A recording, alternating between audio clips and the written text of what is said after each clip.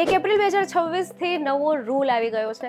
જો તમે એરપોર્ટ પર છો, બોર્ડિંગ કરવા જઈ રહ્યા છો, એ પહેલાં જ તમારી પાસે ચેક કરવામાં આવશે કે તમારી પાસે ઈ અરાઇવલ કાર્ડ છે કે નહીં. ઈ અરાઇવલ કાર્ડ નહીં હોય તો તમે બોર્ડિંગ પણ ક્લિયર નહીં કરી શકો, એટલે ફ્લાઇટ તો બહુ દૂરની વાત. શું છે આ ઈ અરાઇવલ કાર્ડ, કઈ કઈ બાબતનું ધ્યાન રાખવું જોઈએ, કેવી રીતે આને ફિલ કરાય, અને જો તમારી પાસે ઈ અરાઇવલ કાર્ડ નથી તો તમારે કઈ કઈ મુસીબતનો સામનો કરવો પડી શકે છે, એ બધું જ સમજીશું આજના વિડીયોમાં. Hello, ladies and gentlemen. This is your captain speaking. We'll be landing in the airport in just a few minutes.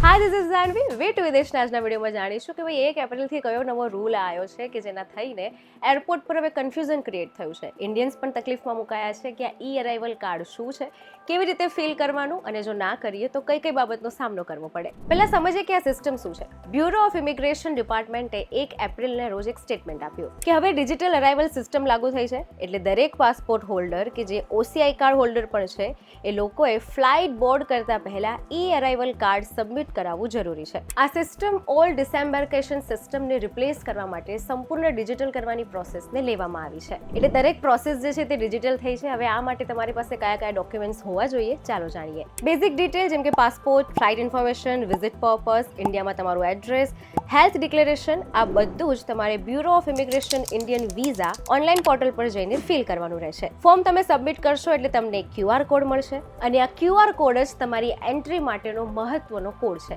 કારણ કે જો QR કોડ નહીં હોય, તમે QR કોડની પ્રિન્ટ અથવા ફોનમાં નહીં બતાવો તો તમારે ત્યાંથી જ પાછા ઘરે જવું પડશે. કારણ કે એરલાઇન્સે પણ જણાવ્યું છે કે જો કોઈ પણ ટ્રાવેલર્સ આવે છે અને જો એમની પાસે બોર્ડિંગ દરમિયાન ઈ અરાઇવલ કાર્ડ નથી હોતું તો એ લોકોને અમુક વસ્તુનો સામનો કરવો પડી શકે છે.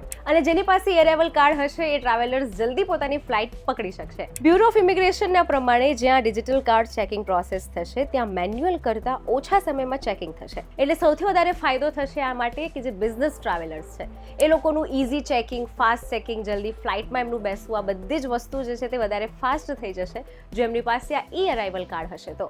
હવે સમજીએ કે જો તમારી પાસે આ ઈ અરાઇવલ કાર્ડ નથી તો તમારે કઈ કઈ મુસીબતનો સામનો કરવો પડી શકે. શરૂઆતના અમુક દિવસમાં તો બોર્ડિંગ કમ્પ્લીટલી ડિલેડ નથી થતું, એટલે તમને ડાયરેક્ટ ઘરે નથી મોકલવામાં આવતા, પરંતુ તમને ઇમિગ્રેશન ડિપાર્ટમેન્ટ એક જગ્યાએ મોકલે છે જ્યાં તમારે ઓન ધ સ્પોટ આ ઈ અરાઇવલ કાર્ડ ફિલ કરવાનું રહેશે. ત્યાં તમને QR કોડ મળશે અને પછી તમારે એ QR કોડને સ્કેન કરાવવાનું છે, ચેક કરાવવાનો છે, અને પછી તમારે તમારી ફ્લાઇટમાં બેસવાનું છે. આનાથી ફાયદો એ થશે જો તમારી કનેક્ટિંગ ડોમેસ્ટિક ફ્લાઇટ છે તો ફ્લાઇટ મિસ થવાના ચાન્સ ઘટી જશે. અને પીક અવર્સ જેમ કે મુંબઈ જેવા એરપોર્ટ પર 45% ફોરેન નેશનલ્સ હોય છે, લાંબી લાઇન હોય છે, તમે લાંબી લાઇનથી પણ બચી જશો, તમારો ઇઝી ગેટવે થઈ જશે. બ્યુરો ઓફ ઇમિગ્રેશન દ્વારા એવું પણ કહેવામાં આવ્યું છે કે જેટલો પણ ડેટા ટ્રાવેલર્સનો લેવામાં આવી રહ્યો છે એ ડેટા કોઈ એક જગ્યાએ ન રહેતા ઘણી બધી જગ્યાએ પહોંચી શકે છે, જે પોતે એક ઓપરેશનલ એનાલિસિસનો ભાગ ગણાવે છે. એટલે કદાચ પ્રાઇવસી કન્સર્ન ઊભા થઈ શકે, પરંતુ એમનું ઓપરેશનલ જે એનાલિસિસ છે તે વધારવા માટે, એફિશિયન્સી વધારવા માટે એક ભાગ છે. એટલે એટલું પણ સાવ પ્રાઇવસીને લઈને કંઈ તકલીફ થશે એવું હાલ નથી. તો હવે તમે પણ ફોરેન ટ્રાવેલર્સ છો તો ઈ અરાઇવલ કાર્ડ માટે તમારે શું શું કરવું પડશે, કઈ કઈ બાબતનું ધ્યાન રાખવું પડશે, ચાલો એ પણ જાણીએ. ફ્લાઇટ પહેલા તમારે ઈ અરાઇવલ કાર્ડ ફિલ કરવાનું છે, એને ચેકલિસ્ટમાં પહેલા મૂકવાનું છે. QR કોડને મોબાઈલમાં અને પ્રિન્ટમાં બંને જગ્યાએ રાખવાનું, જેથી ટેકનિકલ કોઈ પ્રોબ્લેમ ના થાય. ફોર્મ ફિલ કરતી વખતે ડિટેલ ચેક કરીને ફિલ કરો, કારણ કે એ જ ઇન્ફોર્મેશન ઇમિગ્રેશન વેરિફિકેશનમાં યુઝ થશે.